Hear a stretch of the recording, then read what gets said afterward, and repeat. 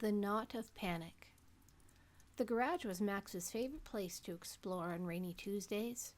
It smelled like rain, gasoline, and dust, the smell of adventure.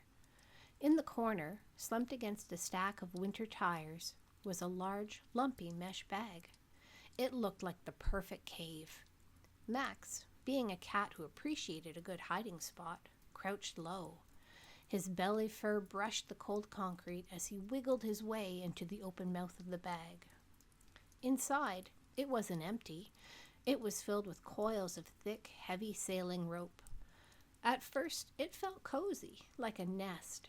Max purred, a low rumble in his chest, and began to knead the ropes with his paws. But then, he rolled over. His back leg hooked a loop. He kicked to free it, but that only knocked a coil down over his shoulder. He tried to back up, but the mesh of the bag caught on his claws. Suddenly, the cozy nest turned into a trap. Max thrashed. The more he wiggled, the tighter the heavy rope squeezed him. One loop caught under his chin, another wrapped around his tail. He was stuck. Panic, cold and sharp, spiked in his chest. His heart hammered against his ribs like a trapped bird. He let out a yowl, not a brave roar, but a scared, high-pitched cry. He felt small. He felt helpless. For a second, the darkness of the bag made him feel like he was back in the bad times, before he found his home. Max froze. He shut his eyes.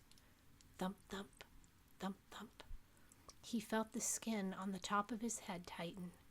His badge of courage. It was tingling. I am Max, he thought. I have scars because I survived, and survivors don't panic. He forced himself to stop fighting the ropes. He took a deep breath, letting the air fill his lungs until the ropes felt tight, and then let it all out. He went completely limp, like a wet noodle. As soon as he relaxed, the tension in the ropes loosened. The coil around his shoulder slipped down. The loop on his leg fell away. Slowly, carefully, Max pulled one paw free, then the other. He didn't rush. He moved like water. He slid backward, inch by inch, until his tail popped out of the mesh bag. He was free.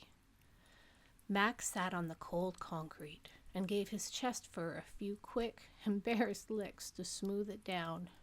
He looked at the bag of ropes. It wasn't a monster. It was just a knot, and he was smart enough to untie it. Max gave a little sneeze, shook his folded ears, and trotted back toward the house. He was done with knots for today.